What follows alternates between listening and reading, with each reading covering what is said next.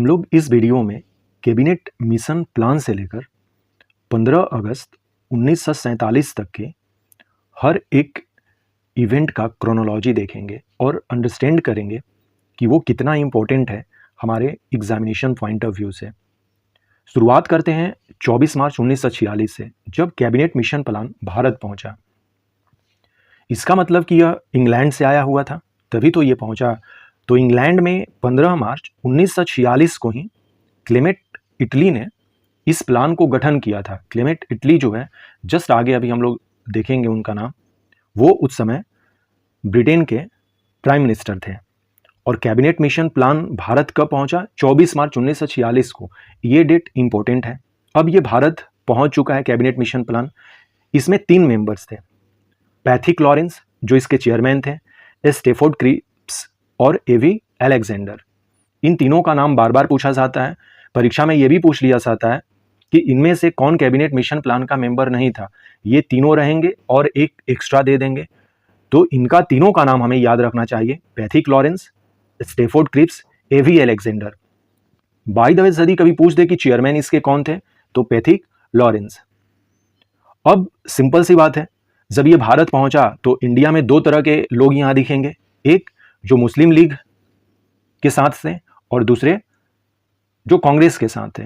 तो मुस्लिम लीग ने 1940 से ही एक राग अलापना स्टार्ट कर दिया था कि हमें पाकिस्तान चाहिए, और सिंपल सी बात है 1947 में इनको पाकिस्तान भी मिल जाएगी।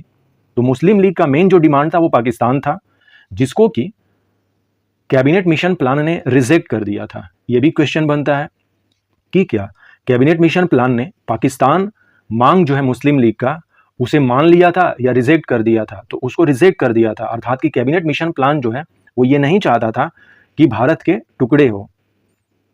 नेक्स्ट जो है, सिंपल सी बात है, मुस्लिम लीग ने तो पहले इसको, तो मुस्लिम लीग भी कैबिनेट मिशन प्लान को क्या करेगा? रिजेक्ट कर देगा, क्योंकि उसके मांगों को नहीं माना गया। लेकिन इनके पास कोई चारा नहीं था, तो फाइनली मुस्लिम लीग ने 6 जून 1946 को कैबिनेट मिशन प्लान को एक्सेप्ट किया। और कैबिनेट मिशन प्लान के ही बेसिस पर भारत में जुलाई 1946 में कंस्टिट्यूएंट असेंबली अब बनने वाला था। तो कंस्टिट्यूएंट असेंबली बनेगा तो उसके मेंबर्स होने चाहिए।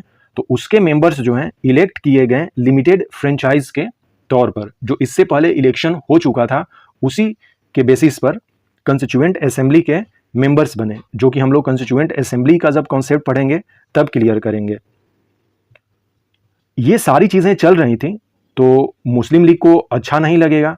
तो मुस्लिम लीग जो है उसने क्या किया कि 29 जुलाई 1946 को इन लोगों ने डायरेक्ट एक्शन रेजोल्यूशन पास कर दिया कि अब हम आर या पार की लड़ाई लड़ेंगे 16 अगस्त 1946 को, जिस दिन को इन्होंने डायरेक्ट एक्शन डे का ऐलान किया था। डायरेक्ट एक्शन डे का साफ मतलब ये है कि मुस्लिम लोग हिंदू लोगों को मारेंगे, या अर्थात कि सांप्रदायिक दंगे होंगे।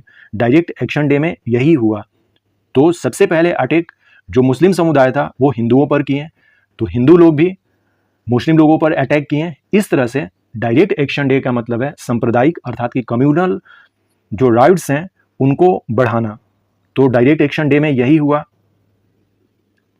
हम ऐसा कह सकते हैं कि मुस्लिम लीग का उस समय दिमाग खराब हो गया था, क्योंकि उनको चाहिए था पाकिस्तान, और उनको दिखा कि भाई ये लोग तो कंस्टिट्यूएंट असेंबली भी बना लिए, और कंस्टिट्यूएंट असेंबली बना लिए तो सिंपल सी बात है उसमें भारत का कॉन्स्टिट्यूशन बनेगा, पाकिस्तान का तो कॉन्स्टिट्यूशन बनेगा नहीं। इसीलिए इन लोगों ने 29 जुलाई 1946 को मुस्लिम लीग ने डायरेक्ट एक्शन रेजोल्यूशन पास किया, जिसमें इन लोगों ने तय किया कि 16 अगस्त 1946 को डायरेक्ट एक्शन डे हम करेंगे। और डायरेक्ट एक्शन डे का मतलब हमने देखा कि कम्युनल वायलेंस जो है उसको करना, क्योंकि यहां पर मुस्लिम और हिंदुओं में लड़ाई होगी। फिर अब आ जाता है 2 सितंबर 1946, जहां पर कि पंडित जवाहरलाल नेहरू ने इंटरिम गवर्नमेंट फॉर्म किया। लेकिन इंटरिम गवर्नमेंट को ये लोग ज्वाइन नहीं करते मुस्लिम लीग, क्योंकि ये तो डायरेक्ट एक्शन डे कर रहे थे। और डायरेक्ट एक्शन डे का सबसे ज़्यादा जो इम्पैक्ट है वो बंगाल, बिहार, उत्तर प्रदेश, इन जगहों पर बहुत ज़्यादा पड़ा था। फाइनली मुस्लिम लीग जो है इंटरिम गवर्नमेंट को 13 अक्टूबर 1946 को ज्वाइन करती है। तो इसके भी 5 जो मेंबर्स हैं वो सरकार में, इनको भी डिपार्टमेंट और मिनिस्ट्री दिया जाता है, जो कि हम लोग अलग से पढ़ेंगे। अभी हम लोग क्रोनोलॉजी देख रहे हैं कि किस तरह से चीज़ें बढ़ रही थी। तो शुरुआत हम लोगों ने कहाँ से किया, थोड़ा सा रिवीजन कर लेते हैं। 24 मार्च 1946 कैबिनेट मिशन प्लान आता है। कैबिनेट मिशन प्लान से ही कंस्टिट्यूएंट असेंबली का गठन होता है। इसके मेंबर्स को देखें, 6 जून को प्लान एक्सेप्ट करता है मुस्लिम लीग। जुलाई 1946 में कंस्टिट्यूएंट असेंबली का गठन हो जाता है, और किसके बेसिस पर होता है, तो लिमिटेड फ्रेंचाइज के बेसिस पर होता है। 29 जुलाई 1946 को मुस्लिम लीग ने डायरेक्ट एक्शन रेजोल्यूशन पास किया, जिसमें कहा गया था कि 16 अगस्त 1946 को वो डायरेक्ट एक्शन डे करेंगे। 2 सितंबर 1946 को इंटरिम गवर्नमेंट फॉर्म्ड होता है। 13 अक्टूबर 1946 को मुस्लिम लीग जो है ज्वाइन करता है इंटरिम गवर्नमेंट। अब आ जाता है 9 दिसंबर 1946, जहां पर की कंस्टिट्यूएंट असेंबली की फर्स्ट मीटिंग होती है, जहां पर सज्जिदानंद सिन्हा को, चूंकि कोई ना कोई एक चेयरमैन या प्रेसिडेंट होगा ना, तो टेम्प्रोरी चेयरमैन जो है सज्जिदानंद सिन्हा को 2 दिनों के लिए चूज कर लिया जाता है, 9 और 10 को। और फिर नेक्स्ट जो बुलावा है सेशन का, जो आगे का जो दिन है, वो 11 दिसंबर को लोग मिलते हैं। यहाँ पर राजेंद्र प्रसाद को इलेक्ट कर लिया जाता है as the permanent president of constituent assembly. कि कंस्टिट्यूएंट असेंबली को कौन चलाएगा, तो वो राजेंद्र प्रसाद चलाएंगे। 11 दिसंबर को ये होता है। 13 दिसंबर 1946 को पंडित जवाहरलाल नेहरू के द्वारा ऑब्जेक्टिव रेजोल्यूशन लाया जाता है। उसमें कुछ बातें लिखी रहेंगी, जिसको कि कंस्टिट्यूएंट असेंबली जो है 22 जनवरी 1947 को पास कर लेती है। और यही जो रेजोल्यूशन है, जो ऑब्जेक्टिव रेजोल्यूशन था, जो पंडित जवाहरलाल नेहरू के द्वारा लाया गया था, आगे चल के हमारे कॉन्स्टिट्यूशन का प्रीएम्बल यही बनता है। अर्थात कि जो बातें प्रीएम्बल में लिखी गई हैं, we the people of India having solemnly resolved to constitute India into sovereign socialist secular democratic republic, ये बातें ऑब्जेक्टिव रेजोल्यूशन से ही आई हुई हैं। क्योंकि एक्चुअली जब हम लोग देखेंगे कि सेकुलर और सोशलिस्ट जो है, ये तो शब्द हम लोगों ने जोड़ा था, तो सेकुलर और सोशलिस्ट वर्ड को हटाकर जो 3 वर्ड हैं, सॉवरेन, डेमोक्रेटिक एंड रिपब्लिक, उस समय ऑब्जेक्टिव रेजोल्यूशन में था। ये भी हमें ध्यान में रखना होगा। तो कई बार ये क्वेश्चन पूछा गया है, ये डेट जो है हमें क्रोनोलॉजी में याद रखना चाहिए। पहला मीटिंग 9 दिसंबर को, 11 दिसंबर को doctor Rajendra Prasad president elect कर लिए जाते हैं। 13 दिसंबर को पंडित जवाहरलाल नेहरू के द्वारा ऑब्जेक्टिव रेजोल्यूशन लाया जाता है, जिसे कंस्टिट्यूएंट असेंबली जो है पास कर लेती है कि नहीं, अब हम लोग इसी तरह से काम करेंगे, आगे बढ़ेंगे कॉन्स्टिट्यूशन बनाने के लिए। अब आ जाता है 20 फरवरी 1947, जहां पर कि ब्रिटेन के प्राइम मिनिस्टर क्लेमेंट इटली जो है वो अनाउंस करते हैं कि अब बहुत हुआ, क्योंकि हम देख रहे हैं कि उधर मुस्लिम लीग डायरेक्ट एक्शन कर रहे थे, दंगे भड़क रहे थे, चीज़ें मतलब कि आउट ऑफ कंट्रोल हो रही थी। तो इन्होंने 20 फरवरी 1947 को ये अनाउंस किया कि अब बहुत हो गया, जून 1948 तक भारत को हम आज़ाद कर देंगे। लेकिन चीज़ें इतनी बिगड़ चुकी थी कि वो मतलब कि सरकार के हाथों से बाहर जा रही थी। इसी क्रम में 24 मार्च 1947 को माउंटबेटन को अपॉइंट किया जाता है as a governor general of India and viceroy, और ये अब यहाँ के कामों को देखना स्टार्ट कर देंगे। इन्होंने पहले प्लान बाल्कन बनाया। माउंटबेटन प्लान और प्लान बाल्कन जो है, थोड़ा सा फर्क है इसमें। एक्चुअली क्या है कि कोई भी चीज़ जो आदमी करता है तो उससे पहले एक हम ऐसा कह सकते हैं कि रफ स्केच करता है। तो प्लान बाल्कन जो है माउंटबेटन प्लान का एक रफ स्केच है, जो मई में माउंटबेटन करते हैं। और यही प्लान बाल्कन जो है माउंटबेटन प्लान के रूप में 3 जून को एक बिल के तौर पर ये सामने रखते हैं। कांग्रेस एज वेल एज मुस्लिम लीग के सामने रखेंगे, और साथ ही साथ चूंकि यह एक बिल के तौर पर था कि इस तरह से हम लोग काम करेंगे, तो ये ब्रिटिश पार्लियामेंट में भी रखी जाएगी बिल, चूंकि पास वहीं से होगा। तो काफी इंपॉर्टेंट है 3 जून प्लान, जिसको कि माउंटबेटन प्लान कहते हैं। अब सवाल ये उठता है कि क्या माउंटबेटन प्लान को प्लान बाल्कन कहेंगे? तो इसका आंसर सिंपल सा है नो। क्योंकि देखिए, प्लान मैंने यहां पर ब्रैकेट में लिखा है, लेकिन ये समझने वाली चीज है। प्लान बाल्कन जो है एक रफ स्केच है, एक क्या है, एक रफ स्केच है माउंटबेटन प्लान का, जो थोड़ा सा पहले आया था। ओके, तो इस चीज को हमें क्लियर कर लेना होगा। लेकिन हमें याद रखना है माउंटबेटन प्लान एक बिल के तौर पर 3 जून को आता है कि नहीं, अब इंडिया और पाकिस्तान अलग होंगे ही। तो पहली बार इंडिया और पाकिस्तान का कॉन्सेप्ट जो है अलग होने का कहां पर हमें दिखता है, तो माउंटबेटन प्लान में ही दिखता है। और यही जो बिल है अब ब्रिटिश पार्लियामेंट में चली गई है, इसको 18 जुलाई 1947 को ब्रिटिश पार्लियामेंट पास कर देती है। तो ये बन जाता है इंडियन इंडिपेंडेंस एक्ट 1947। तो Indian independence act 1947 Mountbatten plan ही बनता है। और सिंपल सी बात है, ब्रिटिश पार्लियामेंट से पास हो जाता है, रॉयल एसेंट भी मिल जाता है।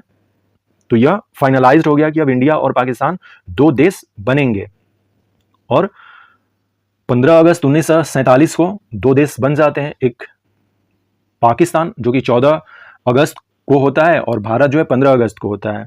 इसी क्रम में 22 जुलाई 1947 को हमारा कंस्टिट्यूएंट असेंबली जो है, क्योंकि देखिए यहाँ पर 18 जुलाई को तो एकदम दूध का दूध और पानी का पानी हो गया कि भाई अब पॉसिबल नहीं है इंडिया और पाकिस्तान एक साथ रहे, मतलब कि पाकिस्तान का जन्म यहीं पर हो गया है 18 जुलाई को ही इसी एक्ट के थ्रू।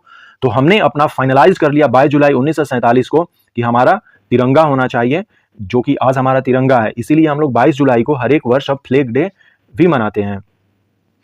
फिर बाउंड्री कमीशन का गठन होता है और फाइनली जो है 15 अगस्त का दिन आ जाता है, 15 अगस्त 1947। और 15 अगस्त 1947 से पहले 14 अगस्त 1947 था, जहां पर कि पाकिस्तान अलग हो जाता है और भारत जो है 15 अगस्त 1947 को अपना इंडिपेंडेंस डे सेलिब्रेट करता है। तो ये है। और बाउंड्री कमीशन जो है इंडिया पाकिस्तान का कैसा होगा उसको सिरिल रेडक्लिफ ने डिसाइड किया था।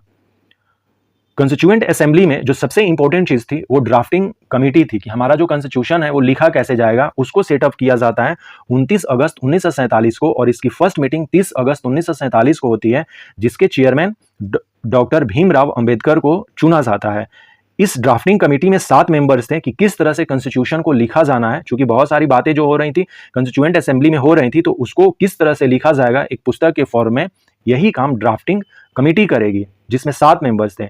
डॉक्टर अंबेडकर चेयरमैन के रूप में थे, एन गोपाला स्वामी अयंगकर, अलादी कृष्णा स्वामी अय्यर, इनका सबका नाम हमें याद रखना होता है, के.एम. मुंशी, सैयद अहमद सदुल्ला, एन माधवराव, जो कि बी.एल. मित्तर की जगह पर आए थे, क्योंकि बी.एल. मित्तर जो है इल हेल्थ होने के चलते रिजिग्नेशन दे दिए थे, और टी.टी. कृष्णमाचारी जो कि डी.पी. खेतन के मृत्यु के बाद इन्होंने ये आए थे एज अ 7 मेंबर। तो ये 7 मेंबर्स हैं, इनका हमें नाम याद रखना चाहिए, ये बार बार क्वेश्चन पूछा जाता है। इसमें हम लोग देख रहे हैं कि एक मुस्लिम मेंबर्स भी हैं, ये भी ध्यान में रखना होगा, याद करने का ये सब तरीका है। तो 7 मेंबर का हम लोगों ने नाम देगा। तो हम लोगों ने कैबिनेट मिशन प्लान से लेकर ड्राफ्टिंग कमेटी तक के सारे घटनाओं का क्रोनोलॉजी देखा। ये एग्जामिनेशन पॉइंट ऑफ व्यू से बहुत ही इंपॉर्टेंट है, ये बार बार एग्जामिनेशन में आते रहते हैं। तो फिर से आप एक बार इसको हम लोग देख लेते हैं कि क्या क्या चीज़ आपके नोटबुक में होना चाहिए। सबसे पहले आप लिखेंगे 24 मार्च 1946 कैबिनेट मिशन प्लान, बस हो गया। 3 मेंबर्स का नाम लिख लेंगे, यहां पर कैबिनेट मिशन प्लान हो गया। कैबिनेट मिशन प्लान ने पाकिस्तान की मांग को रिजेक्ट कर दिया था, बहुत ही सिंपल, ये एक लाइन लिखेंगे। फिर हम लोग ये चीज़ लिखें या ना लिखें इससे कोई फर्क नहीं पड़ता है। मेन जो क्वेश्चन है यहां से बनेगा कि कंस्टिट्यूएंट असेंबली जुलाई 1946 में कंस्टिट्यूट होती है लिमिटेड फ्रेंचाइज पर, और ये जो सबसे इंपॉर्टेंट है कि 16 अगस्त 1946 को डायरेक्ट एक्शन डे जो है वो मुस्लिम लीग के द्वारा किया जाता है अनाउंस कि 16 अगस्त 1946 को डायरेक्ट एक्शन डे करेंगे और यहाँ पर सांप्रदायिक हिंसाएं दिखेंगी हमें। फिर 2 सितंबर 1946 इंटरिम गवर्नमेंट का फॉर्म, ये मुस्लिम लीग ज्वाइन करे या ये नहीं पूछा जाता है, लेकिन 2 सितंबर 1946 पूछेगा। और यहाँ पर सारा डेट क्रोनोलॉजी 9 दिसंबर, 11 दिसंबर, 13 दिसंबर, 22 जनवरी, इस तरह से आगे बढ़ेगा। 20 फरवरी 1947 क्लीमेट एटली का अनाउंसमेंट, और ये 24 मार्च 1947 याद करें या ना करें, लेकिन 3 जून माउंटबेटन प्लान, और ये एक बिल के तौर पर था, मैं बार बार कह रहा हूँ एक बिल के तौर पर था, ये भी ध्यान में रखना है। अर्थात कि यही बिल जो है ब्रिटिश पार्लियामेंट में जाएगा, जहां पर कि ये बिल जब पास होगा उसका नाम इंडियन इंडिपेंडेंस एक्ट 1947 रख दिया जाएगा, और इसे 18 जुलाई 1947 को रॉयल एसेंट मिला था ब्रिटिश पार्लियामेंट में पास होने के साथ ही साथ।